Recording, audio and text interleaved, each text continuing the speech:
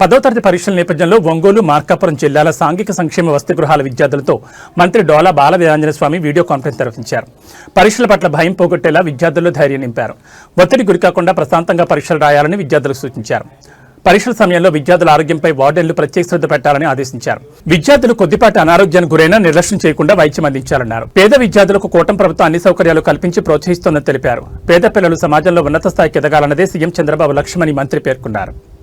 3 రూట్లు మాట్లాడుకోండి, జాగ్రత్తగా దించండి, మీరే ఎగ్జామ్ తీసుకోనండి. పిల్లలు ఈ సంవత్సరం మీ పిల్లలు వచ్చే సంవత్సరం మీకు ఈ సంవత్సరం కొత్త హాస్టల్ పీవీఆర్ స్కూల్ దాన్ని కట్టిస్తున్నా.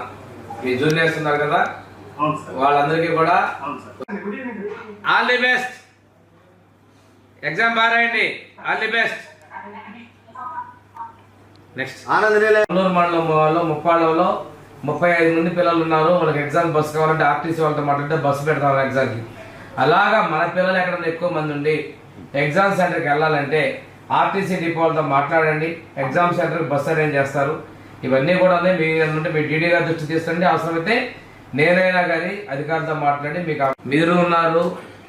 కంపల్సరీగా ఎగ్జామ్ హాల్కి పిల్లలు వెళ్ళేంత వరకు కేర్ తీసుకోండి. ఎర్లీగా తీసుకెళ్ళి దించండి. అదేవిధంగా వచ్చిన తర్వాత పిల్లలకి మళ్ళీ అక్కడ ఏదన్నా ఆకలి వేడివేడిగా రోడ్డు మీద ఏంటో తింటే దానివల్ల లేనిపోయింది డయేరియాలు అలా వస్తే నెక్స్ట్ డే ఎగ్జామ్కి వెళ్ళలేదు. దయచేసి అలాంటి పని చేయకుండా మళ్ళీ వచ్చేసరికి మిడ్ డే మీల్ ఉండదు కాబట్టి మీ దగ్గరే భోజనాలు చేయాలి కాబట్టి భోజనాలు కూడా వాళ్ళకి వచ్చేసరికి 12:30 కల్లా భోజనాలు రెడీ చేయించండి. మెస్ల్లో హాస్టల్లో పిల్లలు రాగానే వాళ్ళకి భోజనాలు పెట్టండి. ఆ విధంగా మీరు మీ వైపు చర్యలు తీసుకోండి. ఎగ్జామ్ అయిపోయిన తర్వాత మాత్రం బయట ఏది కూడా కొనుక్కునే పరిస్థితి పెట్టబాకండి. ఏదంటే తిన్నారంటే అక్కడ ఏదో దోశలు బాగున్నానో లేకపోతే ఇంకేదో జావ బాగుందనో ఇంకేదైనా ఐటమ్స్ కొన్ని వాటి వల్ల వాళ్ళకి అనవసరంగా వసతి గృహాల్లో ఉన్నటువంటి విద్యార్థులు పరీక్ష హాజరవుతున్నారు. దానికి సంబంధించి ఏఎస్డబ్ల్యూ వార్డెన్లకి పిల్లలకి జాగ్రత్తగా పరీక్షా కేంద్రాలకు తీసుకెళ్లాలని, అదేవిధంగా ఉదయాన్నే బ్రేక్ఫాస్ట్ చేయించుకొని మధ్యాహ్నం పిల్లలు వచ్చేసరికి భోజనం రెడీగా చేసి భోజనాలు పెట్టించాలని కూడా చెప్పడం జరిగింది. అదేవిధంగా ఎగ్జామ్ సెంటర్స్ బయట అలాంటి ఏదంటే తినటం వల్ల అనారోగ్యాలు పడకుండా చూడమని చెప్పడం జరిగింది. 100% ఏ ఒక్కరు కూడా ఆప్షన్ కాకుండా ఎగ్జామ్ అటెండ్ అయ్యే విధంగా చర్యలు తీసుకోవాలని, ఎవరికైనా అనారోగ్యం ఉన్నట్టయితే డాక్టర్ దగ్గర సంప్రదించి వైద్యం చేయించి పరీక్షకు హాజరయ్యే విధంగా తీసుకోవాలని చెప్పడం జరిగింది. పిల్లలందరితో కూడా జూమ్ కాల్లో మాట్లాడడం జరిగింది. అందరికీ కూడాను నేను పరీక్ష హాలు ముందే చేయాలని, అదేవిధంగా సంయమనంతో పరీక్ష రాయాలని, ఆలోచించి రాయమని, టెన్షన్ పడద్దని చెప్పడం జరిగింది. ఎగ్జామ్లో ఎలా రాయాలి అనేది చెప్పడం జరిగింది. భవిష్యత్తు ఉంది, ఎలాంటి స్ట్రెస్కి టెన్షన్కి లోన్ కావద్దని చెప్పి వారికి సూచనలు ఇవ్వడం జరిగింది.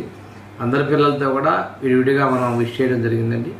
మా డైరెక్టర్ లావణ్యవేణి గారు, డిప్యూటీ డైరెక్టర్ నాయక్ గారు కూడా ఈ కార్యక్రమంలో పాల్గొనడం జరిగింది. ఏదైనా ఈ హాస్టల్లో ఉన్న పిల్లలకి తొలిసారి ఎగ్జామ్కి వెళ్ళేటప్పుడు పరీక్షా సెంటరు వెళ్ళటము వీటన్నిటి మీద వార్డెన్స్, మన సోషల్ వెల్ఫేర్ ఎంప్లాయీస్ కూడా రెగ్యులర్గా వాళ్ళకి ట్రైన్అప్ చేసి అటెండ్ అయ్యే విధంగా చర్యలు తీసుకుంటున్నారు. స్కూల్ టీచర్స్ కూడా బాధ్యత తీసుకుంటారు. కానీ మనం ఉన్నటువంటి పిల్లల విషయంలో జాగ్రత్తలు తీసుకోవాల్సిన బాధ్యత సోషల్ వెల్ఫేర్ హాస్టల్ సంబంధించినటువంటి వార్డెన్స్, ఏఎస్డబ్ల్యూలు అందరి మీద ఉంది.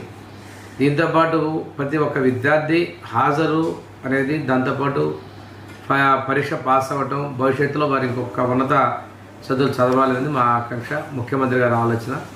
వారి ఆలోచనకు అనుగుణంగా మా విద్యాశాఖ మంత్రి లోకేష్ గారి యొక్క సూచనల ప్రకారం మేము సోషల్ వెల్ఫేర్ విద్యార్థుల యొక్క భవిష్యత్తు కోసం వారికి చదువు పట్ల ప్రత్యేకంగా శ్రద్ధ కల్పిస్తున్నామని చెప్పి తెలియజేసుకుంటూ సెలవు తీసుకుంటున్నాను. Thank you very much.